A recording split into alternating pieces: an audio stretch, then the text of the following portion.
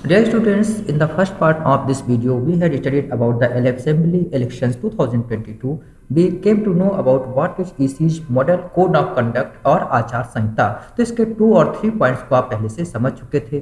तो अब ये क्या होता है ये आपको पता है कि this is made for the fair election process. Election की प्रोसेस बिल्कुल फेयर होकर चलती रहे, इस चीज़ के लिए इसको बनाया जाता है। और पॉलिटिकल पार्टी जो कैंपेन करती हैं वो दूसरों को डिस्टर्ब ना करें, कुछ गलत तरीके ना अपनाएं, इन सभी को रोकने के लिए आचार संहिता मॉडल कोड ऑफ कंडक्ट का निर्माण किया जाता है, इंस्ट्रक्शंस दिए जाते हैं। तो वास्तव में क्या है कि model code of conduct is a set of instructions. Model code of conduct क्या है? ये एक इंस्ट्रक्शंस का सेट है जिन इंस्ट्रक्शंस को पॉलिटिकल पार्टीज को हर हालत में मानना ही होता है। अगर वो नहीं मानेंगे तो क्या होगा? दे विल बी, जैसे स्कूल में कहते हैं आपको टर्मिनेट कर देंगे, आपको सस्पेंड कर देंगे, है ना। इन द सेम वे अगर जो भी political party model code of conduct को फॉलो नहीं करेगी, इट विल बी सस्पेंडेड। इसकी मान्यता को रद्द किया जा सकता है और इसको खत्म किया जा सकता है, या फिर इस पर इलेक्शन कमीशन कोई सख्त कदम, हार्ड स्टेप्स ले सकता है, जिसकी वजह से पॉलिटिकल पार्टीज को नुकसान उठाना पड़ेगा। इसीलिए सारी की सारी पॉलिटिकल पार्टीज को इसके इंस्ट्रक्शंस को मानना होता है। Question number 1। नंबर 2, जितनी भी सरकारी मशीनरी है, गवर्नमेंट मशीनरी है, उस मशीनरी को साथ ही साथ में प्राइवेट मशीनरी मैकेनिज्म को भी इंस्ट्रक्शंस को फॉलो करना ही पड़ेगा। बिकॉज जब तक आचार संहिता लागू रहती उस समय पर इलेक्शन कमीशन जो भी बोल देगा, भारतीय चुनाव आयोग जो बोलेगा उसको करना ही पड़ेगा। Those who don't follow these instructions they have to pay for that. तो हमने 3 और 4 पॉइंट्स कर लिए थे, अब हम चलेंगे उससे थोड़ा सा आगे कि contesting candidates are asked not to distribute liquid to the voters to show their support. Sway means होता है पाने के लिए, वोटर्स की सपोर्ट पाने के लिए, उनको खुश करने के लिए जो कैंडिडेट्स हैं वो लिकर का डिस्ट्रीब्यूशन नहीं कर सकते हैं, शराब नहीं बांट सकते। अक्सर होता है कि शराब के बल पर इलेक्शन को जीता जाता है, तो ये अनफेयर मीन्स हो गया। The election campaign rallies and road shows must not hinder the road traffic.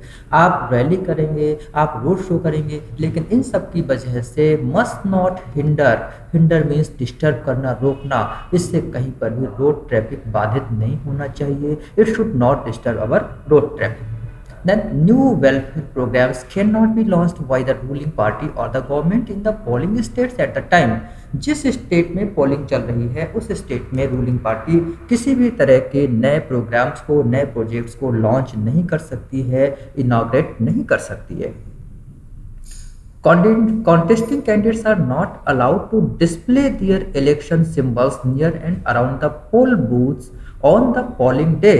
जो पोलिंग डे है उस डे पर जो कॉन्टेस्टिंग कैंडिडेट्स हैं, जो फाइटिंग कैंडिडेट्स हैं, वो किसी भी तरीके से अपने इलेक्शन सिंबल को या अपनी आइडेंटिटी को जो कि उनकी पार्टी को शो करती है उसको पोल बूथ या उसके आसपास शो नहीं कर सकते हैं। अगर ऐसा करेंगे तो उन पर ऑब्जेक्शन होगा, उनके खिलाफ strict actions can be taken. तो सभी इससे डरते कि भैया कहीं हमारा इलेक्शन ही बर्बाद ना हो जाए, इसलिए कोशिश करो कि उसको फॉलो किया जाए। क्योंकि on the day of election, on the day of poll, पूरी की पूरी गवर्नमेंट मशीनरी पूरी तरीके से इलेक्शन कमीशन के अंडर में होती है, and election commission is the cheap and main power of that place.